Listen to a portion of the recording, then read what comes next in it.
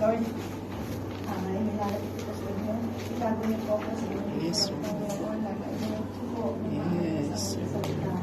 Maraming salamat po. Dahil kayo ang Diyos na nakikitapat sa aking mga buhay.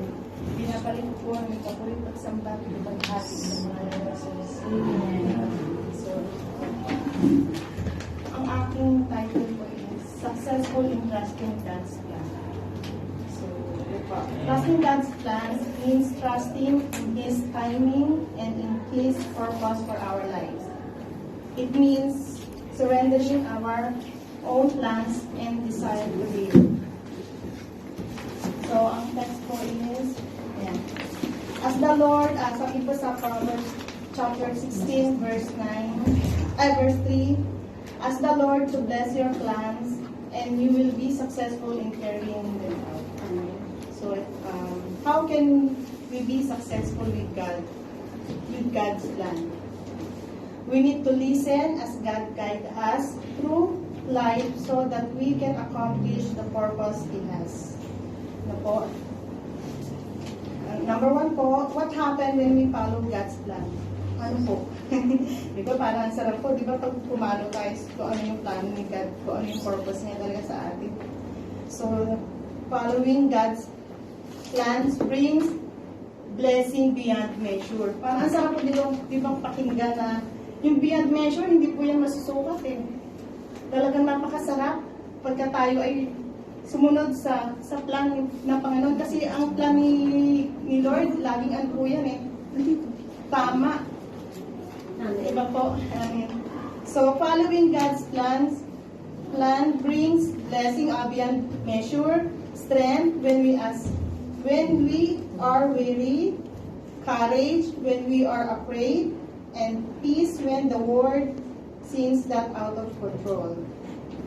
Diba po minsan tayo, nagpaplano po tayo. Lahat po tayo may mga plan sa buhay. Minsan po kasi yung plano natin, ipipray lang po natin kay God, pero minsan nakakalimutan natin yung talagang plano na, Lord, willing niyo po ba talaga ito? Willing niyo po ba ito talaga? Kasi minsan ang nangyayari sa atin is, nagpa-plan tayo na sa sobrang excitement natin, sige, ituloy na natin. Let's say, meron man sa pamilya, meron sa business, meron sa career. Yep, ganun po, no?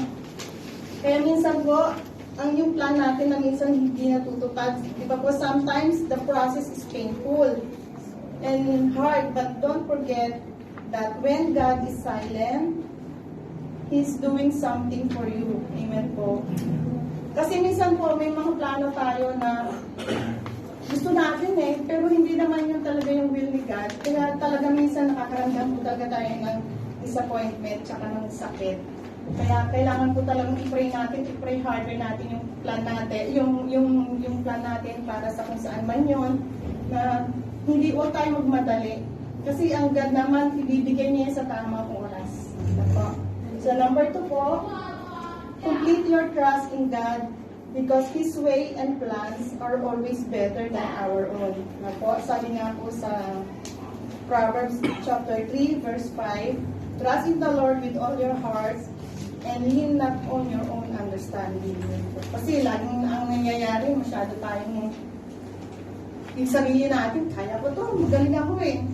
Matalino ko, kaya ko yan, di ba po? Pero yun, minsan nagiging mataas tayo, nakakalimutan lagi natin si God sa mga desisyon na ginagawa natin. So, it is better to trust in the Lord than to put confidence in man. Ano po? Amen?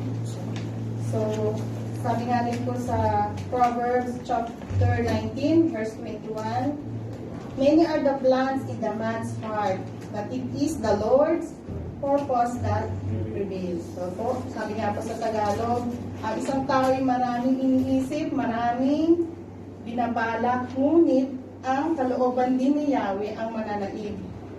So, kahit marami pa tayong plano, kailangan po talaga ang presensya ni Lord sa buhay natin. Ano po, huwag po tayong nagmamadali. So, number 3 po, learning to trust God's plan. We need to seek His will. Sabi po, no? When we trust in God's plan, we find peace. And when we trust in God's plan, you find peace and needs of uncertainty and hope in the peace of challenges. Ang sarap po nung gano'n na maraming tayong plan, pero pag nandun yung presensya ng Panginoon, talaga nandun yung peace. Ano naman po? Tsaka, anong mga challenges yan, parang easy-easy na lang, na hindi ka masyadong takot. Yun po ang maganda dun eh. Amen po. Kapag po tayo ay taus-pusong nagtitiwala sa Diyos, there is peace po talaga. Kahit anong problema yan, magdadaanan pa. So, sabi din po sa Psalms chapter 32, verse 8, I will instruct you and teach you in the way you should go. I will counsel you and watch over you. Ang sarap po nun na lahat ng gagawin mo, ipaplano mo sa buhay, na alam mo na andyan si Lord sa tabi mo, sa likod mo, sa lahat ng bagay, na kahit anong nangyari nandiyan po siya. Tama po. Dahil ang ating Diyos ay ang ating gabay upang malaman natin ang kalooban ng Diyos sa ating mga buhay. So, kapag po sinunod natin si Lord, naroon ang pagpapala. Amen po.